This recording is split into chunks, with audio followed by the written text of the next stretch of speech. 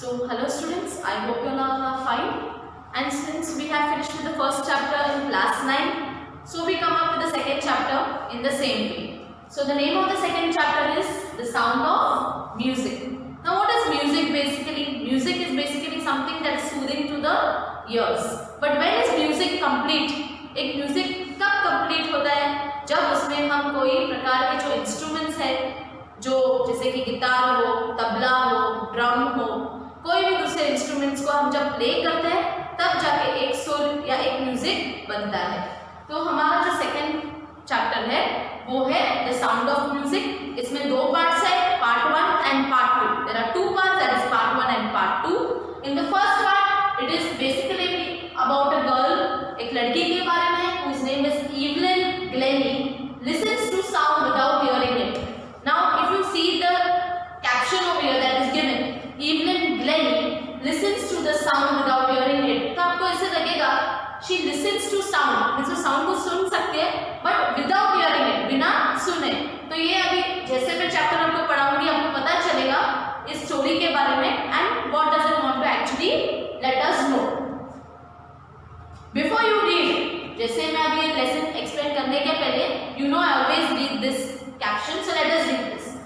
God may have taken her hearing. भगवान ने शायद इसका hearing का जो सेंस है वो ले लिया होगा, but he has given her back something extraordinary. लेकिन उसके बदले में भगवान ने उसे कुछ extraordinary दिया है. What we hear, she feels. हम जो सुनते हैं वो feel करती है, महसूस करती है. Far more deeply than any one of us. Means हम सबसे बहुत ही कुछ ज्यादा। That is why she expresses music so beautifully. और इसीलिए वो म्यूजिक जो है अपने तरीके से वो बहुत ही अच्छे तरह से एक्सप्रेस करती है। अभी वो एक्सप्रेस कैसे करती है, जैसे ही मैं चैप्टर स्टार्ट करूंगी आपको पता चलेगा what does actually Evelyn Glennie do without hearing. Read the following account of a person who fought against a physical disability and made her life a success story. So basically ये story का main theme या main चीज क्या है, वो एक लड़की है who fought, जिसने लड़ाई की है।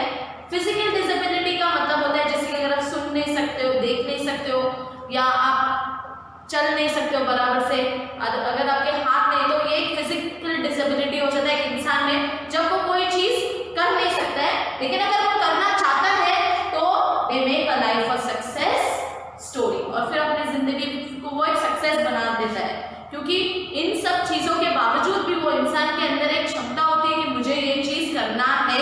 दे हैव अ एम, एक गोल होता है कि मुझे ये चीज करना ही है।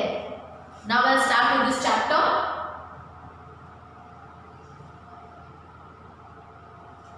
Rush hour crowds jostle for position on the underground train platform. A slight girl looking younger than her 17 years was nervous yet excited as she felt the vibrations of the approaching train. Now, rush hours crowd. Rush hours का मतलब क्या होता है? Basically जब आप सुबह के time अगर आप कहीं पे जाना चाहते हो तो आपको पता चलता है कि वहाँ पे बहुत ही ज़्यादा भीड़ होता है। Because especially I am talking about if you are going to a platform, that is if you are traveling by train, तो वहाँ का जो क्राउड होता है jostle for position on the underground train platform. जो अंडरग्राउंड ट्रेन प्लेटफॉर्म है कहाँ पे भीड़ होते हैं, लोग ट्रेन से बाहर निकलते जाते वॉकिंग, तो ज्यादा क्या होता है वहाँ पे क्राउड हो जाता है। A slight girl looking younger than her 17 years. A slight girl बोले तो a small and a thin girl and she is younger than means वो 17 years से कम है। Was nervous yet excited. वो nervous थी, थोड़ी सी nervous हो गई थी yet excited. वो excited थी as she felt the vibrations of the approaching train. और उसे वो vibrations आ रहे थे कि एक ट्रेन जो है वो approach means प्लेटफॉर्म पे आ रहा है। It was the first day at the prestigious Royal Academy of Music in London and the daunting enough for any teenager fresh from a Scottish farm. अभी मैं आपको बताऊंगी ये नर्वस क्यों है। Why is Evelyn? ये लड़की का नाम है Evelyn, तो बेसिकली वो नर्वस क्यों है वो मैं अभी आपको समझाती हूँ। जैसे यहाँ पे ये वर्ड दिख रहा है स्कॉटिश फार्म, तो बेसिकली Evelyn जो है वो स्कॉटलैंड को बिलोंग करती है, यूरोपियन कंट्री है जो काफी उसके जो पार्ट है वो फार्म से भरी पड़ी है, कंट्री साइड है। और लंदन अगर आप विलेज से सिटी में जाएंगे तो वहां पे आपको ज्यादातर एक हसल बसल दिखेंगे, लोगों का आना जाना, लाइफ बहुत फास्ट होता है। इसीलिए अगर वो स्कॉटलैंड से लंदन गए तो बेसिकली उसका जो इतने साल जब वो स्कॉटलैंड में रह चुकी है वहां का लाइफ स्लो होता है, आराम से रहते हैं। लेकिन जैसे वो सिटी में जाएगी तो बेसिकली उसको जो हो उसका जो तरीका होगा वो थोड़ा सा नर्वस होगा, लेकिन उसके साथ भी वो एक्साइटेड भी थी। And that is why the first day, जो पहले दिन वो गई थी royal academy of music in London में। एंड डॉन्टिंग इनफ, डॉन्टिंग का मतलब है वो थोड़ी सी डरी हुई थी, frightening for any teenager fresh from a Scottish. Fresh means क्योंकि वो नहीं है उस जगह को लेके, इसलिए हम बोलते हैं fresh for a Scottish farm. But this aspiring musician faced a bigger challenge than most. She was profoundly deaf.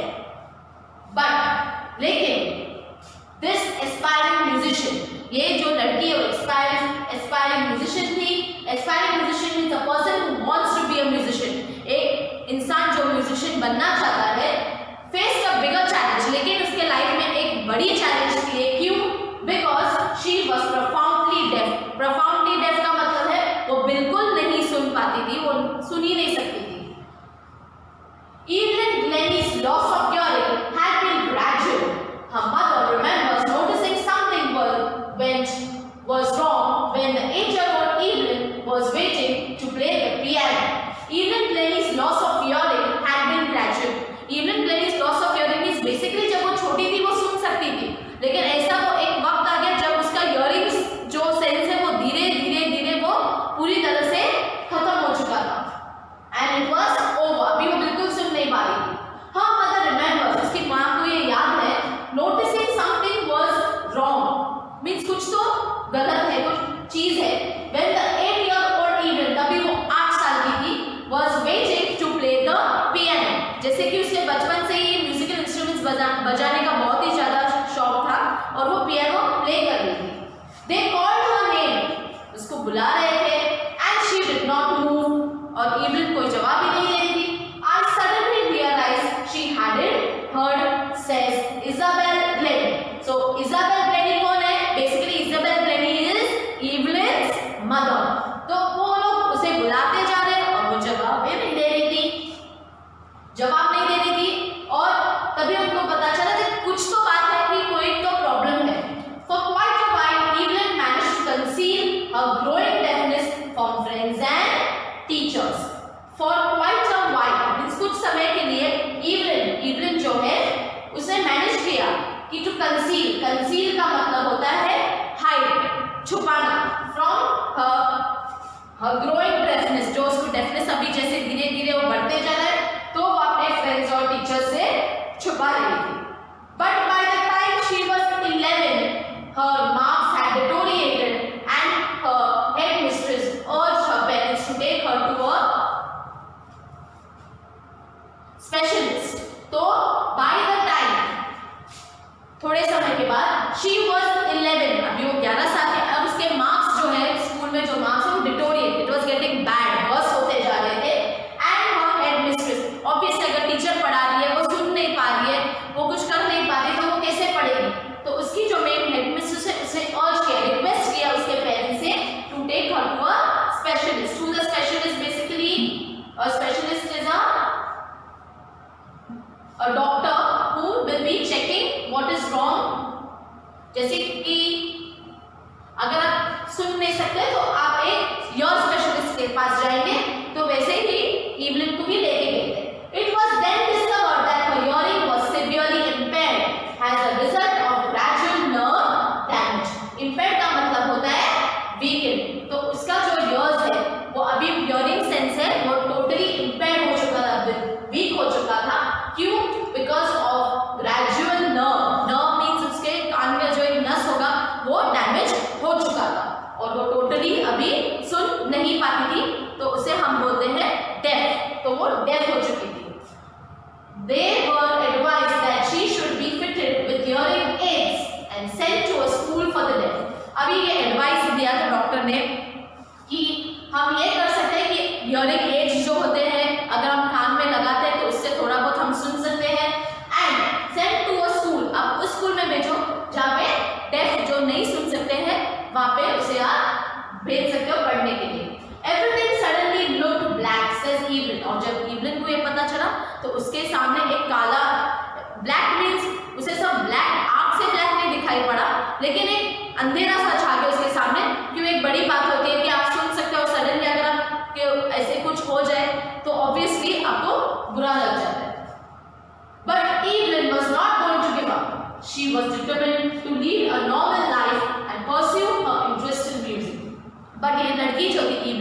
She was not going to give up, उसने ठान लिया था कि मैं ये नहीं देने वाली, I am not going to give up, and she was determined to lead a normal life and pursue a interest in music. She said मैं नॉर्मल लाइफ जीऊंगी और मेरा जो इंटरेस्ट म्यूजिक में है उसको बरकरार रखूंगी।